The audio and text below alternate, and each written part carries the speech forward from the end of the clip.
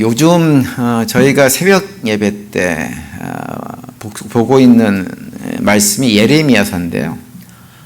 예레미야 선지자는 이제 기원전 한 7세기경 사람입니다. 600년대에 활동을 했던 사람이죠. 근데 그때가 언제냐면 남왕국 유다가 멸망하는 그런 과정에 있었던 때입니다. 그래서 예레미야 선지자는 이제 남왕국 유다의 어떤 멸망하는 과정을 다 지켜봐야 했던 선지자고, 그런 과정 속에서 왜 남왕국 유다가 바벨론에 의해서 멸망을 당할 수밖에 없는지, 그들의 죄악을 다 이렇게 폭로하는 역할을 이 예레미야 선지자가 했습니다. 그래서 이제 그 내용을 보면 어떤 얘기를 참 많이 강조하냐면, 하나님께서 남왕국 유다를 멸망시키기로 이미 작정을 다 하셨기 때문에 다른 피할 길은 없고, 남왕국 유다가 그나마 좀 살 길은 무엇이냐 하면 바벨론에 항복하는 것, 그것뿐이 없다. 그래야만 그나마 피해를 최소화할 수 있다라고 하는 메시지를 예레미야 선지자가 쭉 선포를 합니다. 예레미야서를 쭉 읽다 보면 그 예레미야 25장까지가 주로 그런 내용이 많이 선포되어 있어요. 그래서 예레미야 앞부분을 읽다 보면은 읽는 사람도 굉장히 우울해집니다. 근데 읽는 우리도 우울한데 아마 그 말씀을 선포했던 예레미야도 좋은 얘기도 한두 번이죠. 그죠? 계속 심판, 재앙, 죄악 이런 거 폭로하고 이렇게 선포하는 메시지를 전하는 예레미야도 굉장히 힘들었을 거예요. 그래서 우리가 이제 예레미야 선지자를 흔히 뭐라고 부르냐면 눈물의 선지자다 이렇게 불러요. 왜냐하면 그분이 그런 메시지를 전하면서 자기 민족이 바벨론이라고 하는 이방 민족에게 고통당하고 멸망당하는 과정 속에 있는데 왜 그 안 슬프겠어요. 그래서 그 슬픔들이 예레미야서나 또 예레미야서 바로 뒤에 있는 예레미야 애가를 보면 많이 나타나 있습니다. 그래서 대표적으로 예레미야 애가 1장 1절 2절을 보시면 이렇게 시작을 하고 있어요. 슬프다 이 성이여, 전에는 사람들이 많더니 이제는 어찌 그리 적막하게 앉았는고, 전에는 열국 중에 크던 자가 이제는 과부같이 되었고, 전에는 열방 중에 공주였던 자가 이제는 강제 노동을 하는 자가 되었도다. 밤에는 슬피우니 눈물이 뺨에 흐르며 사랑하던 자들 중에 그에게 위로하는 자가 없고 친구들도 다 배반하여 원수들이 되었도다. 이렇게 기록을 하고 있어요. 굉장히 슬픈 내용입니다. 예레미야 선지자도 이런 말씀들을 전하면서 밤새 울고 통곡하는 이런 삶을 살았던 사람이 바로 예레미야입니다.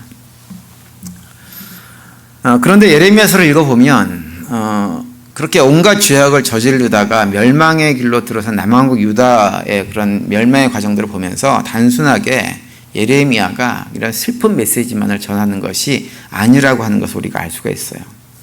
어떤 메시지도 함께 전하냐면, 비록 남왕국 유다가 자신들이 지은 죄악들 때문에 하나님께 심판받고 멸망을 다 당할 것이지만 그 하나님의 징계의 시간들이 지나고 나면 하나님께서 자기 백성을 다시 구원해 내시고 그 백성들을 하나님의 온전한 백성답게 만들어 가시겠다고 하는 메시지를 동시에 전하게 되어집니다.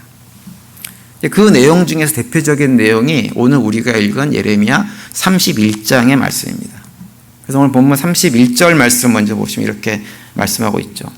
여호와의 말씀이니라. 보라, 날이 이르리니 내가 이스라엘 집과 유다 집에 새 언약을 맺으리라. 이렇게 말씀을 하고 있어요. 여기 보시면 하나님께서 이스라엘 백성들하고 새 언약을 맺겠다고 말씀을 합니다. 이 새 언약을 맺겠다고 하시는 것은 다른 말로 얘기하면 옛 언약이 있는데 그 옛 언약은 그냥 파기하고 새로 언약을 맺겠다고 말씀을 하고 있는 것입니다. 왜 옛 언약을 파기했을까요? 파기하신 이유가 뭘까요? 옛날에 맺었던 언약을 남왕국 유다 백성들뿐만 아니라 이스라엘 민족이 제대로 지키지를 않았기 때문입니다. 만약에 그들이 그걸 제대로 지켰으면 그 언약을 파기할 이유가 없었겠죠. 그런데 이스라엘 백성들은 그걸 제대로 지키지를 않았어요. 무시하고 그 언약을 아무것도 아닌 것 취급을 했던 사람들이 이스라엘 백성들입니다.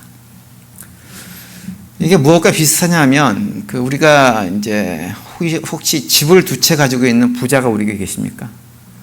집을 두 채 가지고 계신 분들이 혹시 계시면 한 집은 내가 살고 한 집은 어떻게 하나요? 렌트를 주잖아요. 그죠? 근데 렌트를 줄 때 그냥 주지 않고 뭐 합니까? 테넌트하고 계약을 맺잖아요. 한 달에 1,000불씩 내라. 이렇게 계약을 맺습니다. 우리 교회도 보니까 이제 바이킹 드라이브인가 거기에 집이 있군요. 렌트를 줬어요. 렌트 줬는데 테넌트가 처음에는 곧잘 이렇게 렌트비를 내더니 시간이 갈수록 점점 못 내는 거예요. 뭐 여러 가지 이유들이 있어가지고 못 내고 그러다 보니까 한참 쌓이게 됐어요. 그렇게 되었지만 어떻게 해야 되나요? 두 가지 방법뿐이 없습니다. 한 가지는 그 테넌트를 그냥 내쫓아버리고 새로운 테넌트를 받는 거예요. 그죠? 그게 한 가지 방법이고, 또 한 가지 방법은 뭔가요? 테넌트의 형편을 봐서 뭐가 문제인지 확인하고 그 테넌트하고 계약을 새로 맺는 거예요. 옛날 계약은 1,000불, 한 달에 1,000불 했는데 당시 형편이 안 좋으니까 500불만 합시다. 그렇게 계약을 맺는 거죠. 그러니까 똑같은 것입니다.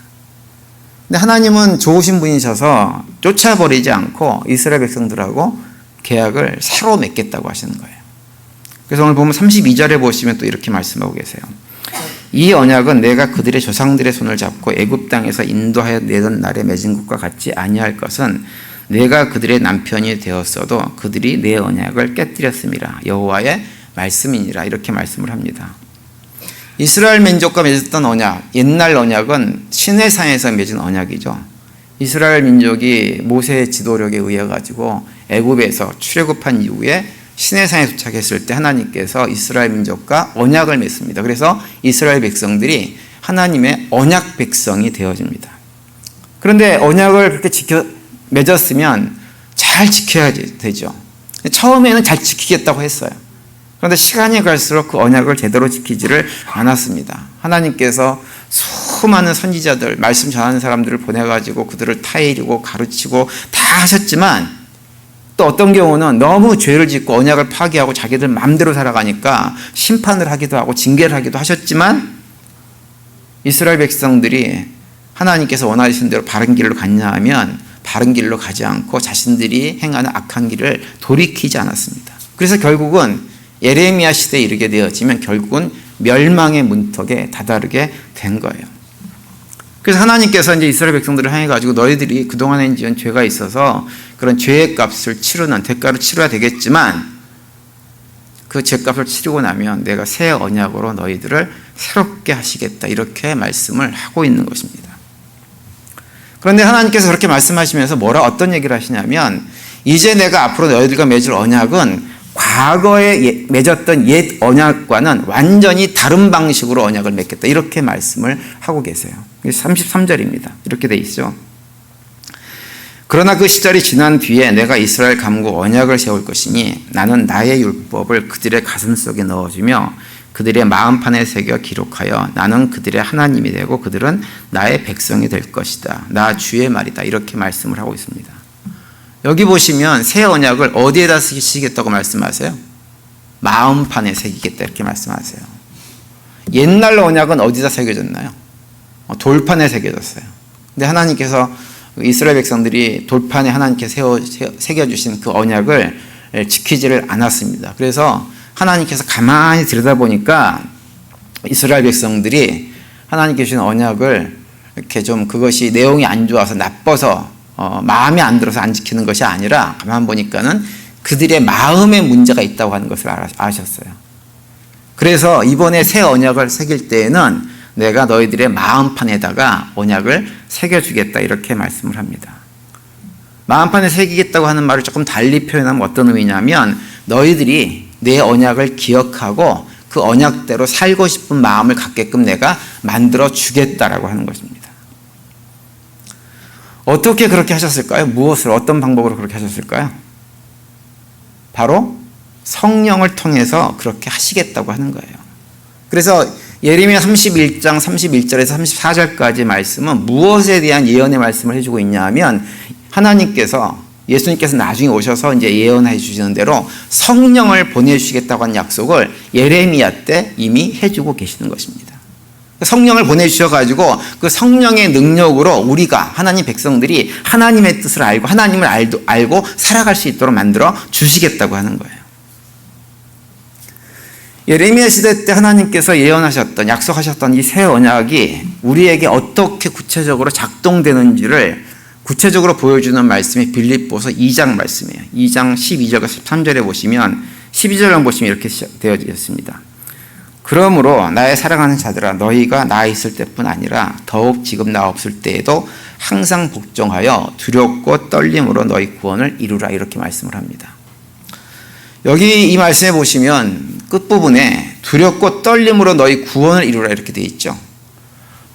이 말씀은 제가 지난번에 우리 올 연초에 우리가 구원이라는 용어를 사용할 때 성경에 보면 세 가지 구원이 있다라고 할 때 설명을 한번 드렸던 내용입니다. 구원에 세 가지 구원이 있어요. 성경에서 말하는 구원은. 첫 번째 구원은 뭐냐면 이미 완성된 구원이 있습니다. 두 번째는 뭐가 있냐면 앞으로 미래에 완성될 구원이 있어요. 미래에 완성될 구원. 세 번째 구원은 뭐냐면 현재 이루어 가야 하는 구원이 있어요. 세 가지가 있어요. 이미 완성된 구원은 무엇일까요? 예수님께서 우리의 죄를 다 대속하셔가지고 우리가 더 이상 이제는 죄인이 아니라 하나님 앞에서 의로운 자가 되어져서 그 예수님의 대속의 사건이 나 때문에 됐다고 하는 고백하는 성도들을 사망의 자리에 있던 자들을 생명의 자리로 이미 옮겨버리신 것을 이미 완성된 구원이라고 얘기를 하는 것입니다. 그래서 하나님과 관계가 회복되어 가지고 우리는 이제 하나님의 자녀로 거듭난 자가 된 것, 그것이 바로 이미 완성된 구원입니다. 그리고 두 번째로 미래에 이루어질 구원은 무엇인가요? 예수님께서 재림하실 때 잠자던 모든 자들이 부활해서 예수님을 만나는 부활의 구원을 갖다가 의미하는 거예요. 그것은 나중에 미래에 이루어질 구원입니다. 그래서 그것은 미래형으로 성경에 보면 언급을 하고 있어요. 그리고 세 번째 이루어가는 구원은 뭘까요, 그러면? 기억하세요? 이루어가는 구원은 무엇이냐면 우리가 이 땅에 살면서 삶이 점점 변화돼서 누구를 닮아가요? 예수 그리스도를 닮아가는 거예요. 그래서 예수 그리스도가 그러셨던 것처럼 하나님 말씀에 더 깊이, 더 많이 순종하면서 하나님 백성답게 세워지는 과정이 이루어가는 구원입니다. 그런데 문제는 그 이루어가는 구원 자체가 우리의 노력으로, 우리의 수고로, 우리의 열심으로 되어지지 않는다고 하는 거예요. 우리에게 그런 능력이 없다고 하는 것을 이미 구약 성경을 통해서 구약 시대 이스라엘 민족을 통해서 거듭 확증을 했습니다. 확인된 사실이에요. 그래서 우리한테는 그런 능력이 없어요. 그래서 하나님께서 우리에게 새로운 언약을 마음판에 딱 새겨주셔가지고 이제 어떻게 하느냐, 우리 안에 새겨진 성령 하나님께서 우리를 친히 인도해 가시겠다고 하는 것입니다. 그래서 빌립보서 2장 12절에서 두렵고 떨림으로 구원을 이루라 라고 말씀을 하신 다음에 13절에서 이렇게 기록합니다. 너희 안에서 행하시는 이는 하나님이시니 자기의 기쁘신 뜻을 위하여 너희에게 소원을 두고 행하게 하시나니 이렇게 말씀을 하고 있어요. 여기서 하나님은 성령 하나님을 의미하는 것입니다. 성령 하나님이 우리에게 무엇을 주시냐면 하나님의 뜻대로 살고자 하는 마음의 소원과 그것을 행할 힘을 주신다고 하는 거죠. 그래서 그 하나님께서 우리가 하나님 백성답게 살아갈 수 있도록 직접 만들어 가시겠다고 하는 거예요. 성령 하나님께서 우리 안에서 일을 하시면서 비록 우리가 타락한 육신을 입고 살아가기 때문에 연약해서 어쩔 수 없이 죄를 짓고 살지만 그런 문제로부터 점점 자유한 사람으로 만들어 주시겠다고 하는 것입니다. 이것이 새 언약 백성들이 구약의 백성들과 완전히 다른 삶을 살아가는 것이고 하나님께서 내가 이 백성들을 반드시 그렇게 만들고야 말겠다고 말씀을 하고 계시는 거예요. 그리고 실제로 그런 일이 벌어졌던 거죠. 그래서 지금 우리가 여기 계시는 거예요. 제가 지난 주일에 우리가 회개를 해야만 하는 이유에 대해서 말씀을 드리면서 회개라고 하는 것이 뭐라 그랬나요? 하나님께서 우리한테 너 죄인이야 라고 얘기하면 어떻게 반응하는 거예요? 예, 하나님 맞아요. 우리 죄인이에요 라고 동의하는 것이 회개다 이렇게 말씀을 드렸었죠. 그리고 그렇게 회개할 때, 그렇게 하나님께 동의할 때 우리가 여전히 타락한 육신을 입고 살아가지만 그럼에도 불구하고 하나님 백성답게 삶이 변화될 출발점이 시작된다고 제가 지난 주일에 말씀을 드렸습니다. 그러면서 이제 드렸던 말씀이 우리가 그렇게 회개를 하게 되어지면 하나님께서 우리에게 해주시는 것 두 가지가 있다고 말씀드렸어요. 첫 번째는 뭐냐 하면 하나님과 우리의 관계가 회복되는 거예요. 그래서 하나님과 사귐이 있는 삶을 살게 된다 이렇게 말씀을 드렸죠. 그리고 두 번째는 뭐냐, 하나님께서 우리를 깨끗하게 만들어 주실 것이다. 이 말씀을 제가 지난주에 드렸습니다. 그런데 우리가 회개를 할 때 하나님께서 그렇게 만들어 주시는 그런 모든 것들이 무엇을 통해서냐면 새 언약을 통해서 그것을 확증해 주시는 것입니다. 그래서 오늘 보면 34절에 보면 이렇게 말씀하세요. 그들이 다시는 각기 이웃과 형제를 가리켜 이르기를 너는 여호와를 알라 하지 아니하리니 이는 작은 자로부터 큰 자까지 다 나를 알기 때문이라. 내가 그들의 악행을 사하고 다시는 그의 죄를 기억하지 아니하리라. 여호와의 말씀이니라. 이렇게 말씀을 하고 있습니다. 이 말씀에 보면 우리가 새 언약 백성이 되어지면 하나님께서 우리에게 해주시는 것 두 가지를 또 말씀하세요. 첫 번째는 뭐냐 하면 우리들로 하여금 하나님을 알게 만들어 주시겠다고 하는 거예요. 34절 앞부분에 보시면 그들이 다시는 각기 이웃과 형제를 가리켜 이르기를 너는 여호와를 알라 하지 아니하리니 이는 작은 자로부터 큰 자까지 다 나를 알기 때문이라. 새 언약 백성이 되어지고 나면 모든 사람들이 하나님을 알게 된다고 하는 거예요. 구약 백성들, 이스라엘 백성들이 하나님 말씀에 불순종하고 죄악 가운데 살았던 이유는 다른 것이 아니라 그들이 하나님을 잘 몰랐기 때문입니다. 잘 몰랐던 이유는 하나님을 알려고도 하지 않았기 때문이에요. 그래서 호세아서 6장에 보면 하나님께서 호세아를 통해서 이렇게 말씀하세요. 나는 인애를 원하고 제사를 원하지 아니하며 번제보다 하나님 아는 것을 원하노라. 이렇게 말씀합니다. 하나님은 이스라엘 백성들이 하나님을 알기를 원하셨어요. 그런데 이스라엘 백성들은 하나님을 제대로 몰랐어요. 알려고도 하지 않았어요. 그리고 하나님을 무엇과 비슷하게 생각했냐면 우상과 비슷하게 취급을 했습니다. 그러면서 하나님에 대해서는 전혀 관심 없으면서 우상 취급하면서 하나님도 우상이겠거니 하면서 우상 섬기듯이 하나님을 섬겼습니다. 그래서 결국 결론이 뭐냐? 결국 그래서 망한 거예요. 그런데 이제 하나님께서 자기 백성들과 새 언약을 맺어서 새 언약 관계에 들어가게 되어지면 이 하나님을 알게 되는 이것조차도 우리가 막 노력해가지고 하나님 알고 싶어요. 어떻게 하면 알 수 있어요? 공부해야 되나요? 수고하고 애쓰고 이런 방식이 아니라 어느 날 순간 갑자기 하나님을 알게끔 만들어 버리시겠다고 하는 거예요. 우리의 의지의 노력이 통해서가 아니라 앞에서 봤던 빌립보서 2장 12절 13절 말씀에서 하고 있는 것처럼 성령 하나님께서 우리 안에 들어오셔가지고 우리로 하여금 하나님의 뜻을 알게 만들고 그 뜻대로 살 수 있는 마음의 소원과 힘들을 다 만들어 주시겠다고 하는 것입니다. 얼마 전에 제 페이스북에 링크된 이제 친구 아는 목사님 한 분이 한국의 기독교 관련 신문사에서 낸 기사 하나를 갖다가 링크해서 보내줬어요. 내용이 뭐냐 하면 넷플릭스라고 영화나 드라마 보게 하는 아시죠? 플랫폼. 거기에서 최근에 한국 드라마 하나를 만들었대요. 근데 그 드라마의 내용이 뭐냐 하면 교회를 아주 악한 악당들의 소굴로 묘사를 하고 있는 드라마입니다. 겉으로 볼 때에는 굉장히 신실하고 정상적인 교회처럼 보이는 곳이에요. 그런데 사람들이 안 볼 때에는 그 교회 교인들이 모여가지고 무엇을 하냐면 어떤 악한 음모를 꾸밉니다. 그래서 악한 일을 하는 본거지가 되어 있는 것이 교회인 것처럼 그 드라마가 묘사를 하고 있다고 하는 거예요. 그 기사에 보면 넷플릭스가 이전에도 그런 식의 드라마들을 꽤 많이 만들었다고 합니다. 그런데 이제 그 기사의 내용은 어떤 거냐면 넷플릭스라고 하는 회사가 그런 드라마를 만들게 한 것은 우리 교회도 어떤 빌미를 제공한 측면이 있다. 이렇게 얘기를 해요. 그게 결론입니다. 그래서 빌미를 제공한 것이 있기 때문에 우리 교회가 각성하고 우리 자신을 좀 돌아봐야 된다. 이렇게 얘기를 합니다. 근데 그 기사에서 얘기하는 것처럼 교회가 전혀 문제가 없는 것은 아니에요. 그런 드라마를 만들도록 어떤 빌미를 제공한 것도 부인하기가 쉽지 않습니다. 교회도 사람들이 많이 모이는 곳이다 보니까 어떤 경우는 믿음이 없는 사람들이 믿음이 있는 것처럼 행사하는 경우도 왕왕 있습니다. 부인할 수가 없는 거예요. 그래서 이상한 일들이 벌어지기도 하죠.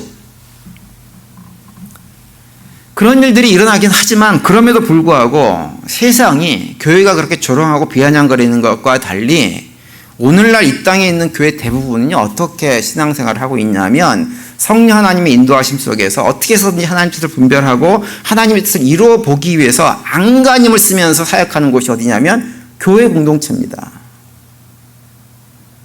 교회에서 드리는 예배뿐만 아니라 교회 밖에서 하나님의 사랑과 은혜를 나누는 이런 일들 교회가 정말 열심히 합니다. 여러분 이런저런 조사들을 해보면 지역사회에서요 사회적 약자들 어려움 가운데 있는 분들을 돕고 섬기고 그들의 필요를 채워주는 일들을 다 주로 누가 하는지 아세요? 90% 이상의 기독교 관련 단체들이 그 일을 다 하고 있습니다.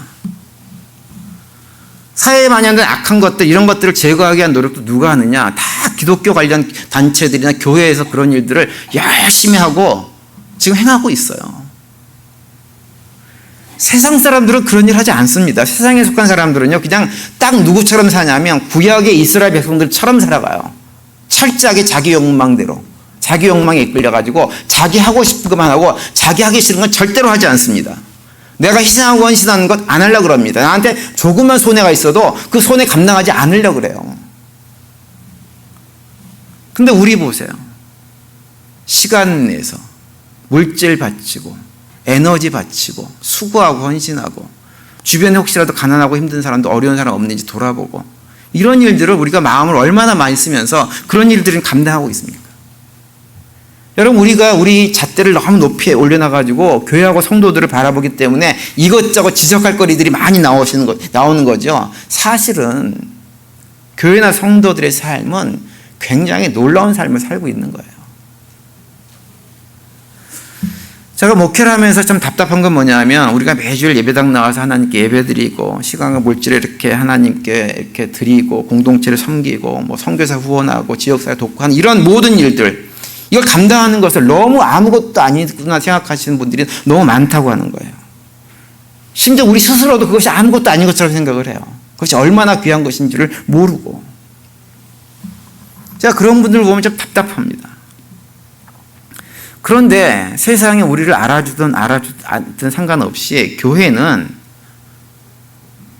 온갖 조롱과 욕을 먹으면서도 성령 하나님께서 인도하시는 대로 우리에게 맡겨진 사명들을 지금도 최선을 다해서 다 감당하고 있어요. 다 감당하고 있습니다. 그것이 무엇을 얘기해 주냐 하면 그것이 하나님께서 새 언약으로 약속하신 성령 하나님께서 우리 가운데 계시다고 하는 것을 증거해 주는 거예요. 그것 자체가.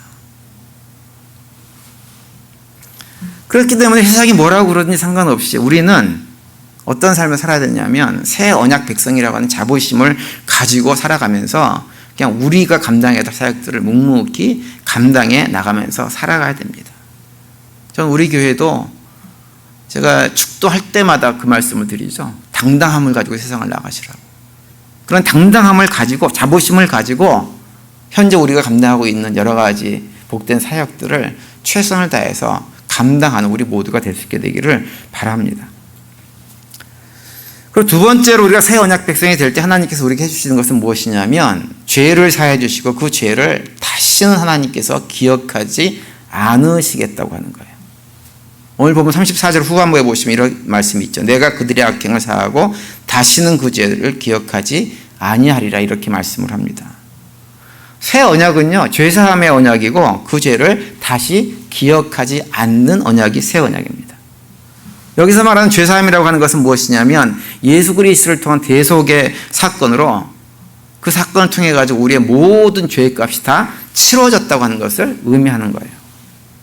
예수님의 대속 사건을 통해 가지고 우리의 과거에 지었던 죄, 지금 현재 짓고 있는 죄, 앞으로 미래에 지을 모든 죄까지 그 죄값이 다 사해졌어요. 그래서 새 언약 백성들은 더 이상 죄의 문제가 되지 않는 삶을 살아가는 거예요. 그래서 히브리서 10장에 보면 오늘 보면 34절 후반부 말씀을 인용해가지고 이렇게 말씀을 합니다. 17절과 18절에 보면 또 그들의 죄와 그들의 불법을 내가 다시 기억하지 아니하리라 하셨으니 이것들을 사하셨은즉 다시 죄를 위하여 제사를 드릴 것이 없느니라 이렇게 말씀하세요. 18절에 보면 다시 제사를 드릴 것이 없다라고 얘기하잖아요. 다시 제사를 드릴 것이 없다라고 하는 것은 무엇이냐면 우리가 설령 죄를 지어도 그 죄값을 누군가가 대신 갚아서 대신 죽거나 내가 죽거나 해서 제사를 드릴 필요가 없다라고 하는 거예요. 그 이유가 뭐예요? 그 죄값을 누가 치렀기 때문에 예수님께서 다 치렀기 때문에 우린 더 이상 그럴 필요가 없다라고 하는 것입니다. 그래서 우리 새 언약 백성들은요 더 이상 죄의 문제에 관한 한 거기에 전전긍긍하고 거기 끌려다닐 필요가 없다고 하는 거예요. 어떤 분들은 예수 믿고 하나님의 자녀가 된 다음에도 어떤 생각들을 하시는 분들이 있냐면 자기 삶에 이런저런 좀 안 좋은 일이 살다 보면 생길 수 있잖아요. 그죠? 안 좋은 일이 생길 수 있단 말이에요. 그럼 그런 일이 생기면 어떤 생각을 하냐면 이게 또 옛날에 내가 뭐 잘못한 것이 있었는데 그것 때문에 지금 그 결과로 하나님께서 나를 심판하는 거 아니야? 이런 마음을 갖는 분들이 상당히 많이 있고요. 또 그런 얘기를 많이 하십니다. 어느 집에 가가지고 누가 불행하고 좀 이렇게 이렇게 남편이 일찍 죽은 분들이나 아니면 자식들에게 무슨 문제가 생기고 이러면 가서 위로해 준답시고 하는 얘기가 뭐예요? 아이고 어떻게 그러면서 혼잣말로 하는 얘기가 뭐냐면 아이고 과거에 무슨 죄를 지어가지고 이런 일을 당하고 그래야 이런 얘기를 하세요. 그게 왜 그러냐면 자꾸 우리가 그게 남아있는 거예요. 여전히 우리는 과거에 지은 죄에 이렇게 묶여가지고 그것의 어떤 죄값을 치러야 되는 존재인 것처럼 생각을 하고 있는 거죠. 근데 그 얘기가 맞는 얘기예요? 틀린 얘기예요? 맞는 생각이에요? 틀린 생각이에요? 틀린 생각이에요. 아주 심각한 죄를 졌으면 천벌을 받긴 받아야 되죠. 그런데 그 천벌을 누가 받았어요? 우리 대신. 예수님께서 대신 다 받으셨어요. 그렇기 때문에 우리는 그런 소리를 더 이상 하지 않는 거예요. 과거에 뭐 잘못한 것 때문에 내가 지금 이 꼴을 당하지라고 하는 얘기를 하지 않는 것입니다. 지난번에도 말씀드렸지만 심지어 우리가 아침 저녁으로 똑같은 죄를 지어도 그런 생각을 안 하는 거예요. 아침에 똑같은 어떤 죄를 지었어요. 누군가를 욕하고 비난하고 막 정죄하는 얘기를 악한 얘기를 막 입에 쏟아냈어요. 쏟아내다 보니까 아이고 내가 이러면 안 되는데 이거 죄인데 생각이 나가지고 하나님 내가 오늘 남은 하루는 이런 소리 안 하고 살게 해주세요 라고 했다가 오후 되니까 또 누구 만나가지고 누가 미워가지고 막 악한 소리를 막 내뱉어요. 그런 다음에 저녁에 생각해 보니까 아이고 내가 아침에 회개한 걸 또 저녁에 똑같이 행했네 라고 자기 전에 기도하면서 하나님 내가 아침에 회개한 걸 갖다가 저녁에 또 똑같이 행했어요. 용서해 주세요. 그러면 하나님의 반응이 뭐일 것 같으세요? 또라니 뭐가 또야? 왜 그렇게 반응하실까요? 아침에 회개한 것 기억하지 한 번 회개한 것은 다시는 기억하지 않겠다고 하나님께서 약속하셨기 때문에 기억하지 않으시는 것입니다. 그럴 때는 우리 믿음의 성도들은 더 이상 죄에 끌려다니잖아요. 정정긍긍하고 살 필요가 없는 거예요. 다만 제가 또 이렇게 얘기하면 신났다. 이거면 이제 죄를 만죄로 져도 되나 보다. 이렇게 생각할까 봐 한 가지 더 말씀을 드리면 기억해야 될 건 뭐냐면 우리가 아무리 하나님께서 우리의 죄를 용서해 주시고 기억하지 않는다고 해도 그럼에도 불구하고 죄 짓는 일은 하지 말아야 됩니다. 죄를 짓지 않기 위해서 신경 쓰고 매일매일 죄가 아닌 새로워지는 삶을 살기 위해서 노력해야 돼요. 노력한다고 하는 것은 내 힘으로 내 능력으로 뭘 해보겠다는 것이 아니라 성령 하나님께서 내 마음속에서 오셔가지고 이게 죄 짓지 마라 라고 하면서 그걸 깨닫게 하시고 소망 주고 힘을 주시면 거기 순종하고 살아가는 거예요. 왜 그렇게 되느냐? 왜 그래야 되느냐? 죄를 짓게 되어지면 어떤 문제가 생기냐면 하나님은 내가 회개하면 잊어버리세요. 잊어버리시지만 내가 죄를 지으면 내가 지은 죄의 흔적이 내 삶 속에 그대로 남아버리는 거예요. 예를 들어서 어떤 남자가 젊었을 때 못된 짓 하고 살다가 사생활을 하나 딱 낳았어요. 싹 낳아가지고 살다가 이제 어느 나이가 돼가지고는 하나님의 은혜로 예수를 딱 믿게 됐단 말이에요. 예수를 딱 믿게 되고 하나님 백성이 딱 되어지면 있던 사생활가 사라집니까? 사라지지 않죠. 그대로 남아가지고 그 사생활 문제로 인해가지고 삶의 복잡한 여러 가지 문제들이 죽을 때까지 계속 따라오는 거예요. 흔적이 남게 돼 있어요. 죄를 지으면. 우리가 나무에다가 못 박잖아요. 그죠? 못을 딱 박고 못을 딱 빼면 나무에 흔적도 없이 못자국이 딱 사라져 버리나요? 안 그렇죠. 똑같은 거예요. 근데 우리가 살면서 그런 죄의 흔적을 많이 만들어 놓고 살면 우리 삶이 어떻게 될 것 같아요? 삶이 공고해지는 거예요. 힘들어지는 거예요. 괴로운 거예요. 예수를 믿고 살면서도 내가 지은 과거의 죄들 때문에 내가 이 땅에 살면서 감당해야 될 여러 가지 문제들이 여전히 나한테 남아있다고. 그래서 우리가 최선을 다해가지고 죄를 짓지 않기 위해서 애를 써야 되는 것입니다. 그래서 죄를 짓지 말라고 하는 것이지 죄를 짓지 말아야 된다고 하는 것이 내가 죄를 지으면 하나님께서 그거 다 죄값 물어가지고 천벌 내리실까 봐 죄에 전전긍긍하라고 죄를 짓지 말라고 하는 말은 결코 아닙니다. 죄를 짓지 않고 내 안에 성령 하나님께서 나를 인도하시는 대로 순종해서 따라가면서 성령께서 맺어가시고자 하는 그 열매들을 내 삶 속에서 맺어갈 때 우리의 삶이 복된 삶이 되기 때문에 죄를 짓지 말고 우리 안에 이미 부어주신 성령 하나님께서 우리에게 말씀하시는 그 열매를 맺어가야 하는 것입니다. 갈라디아서 5장에 보면 우리 안에서 일하신 성령 하나님께서 만들어주신 열매들에 대해서 이렇게 선포하고 있죠. 오직 성령의 열매는 사랑과 희락과 화평과 오래 참음과 자비와 양선과 충성과 온유와 절제니 이 같은 것을 금지할 법이 없느니라 이렇게 말씀합니다. 사랑, 희락, 화평, 오래 참음, 자비, 양성, 충성, 온유, 절제 이와 같은 것들이 성령의 열매입니다. 성령 하나님께서는 우리 삶 속에 이러한 열매가 맺어지기를 원하시고 지금도 그것 때문에 우리 안에서 일을 하시고 우리를 지금도 인도해 가고 있습니다.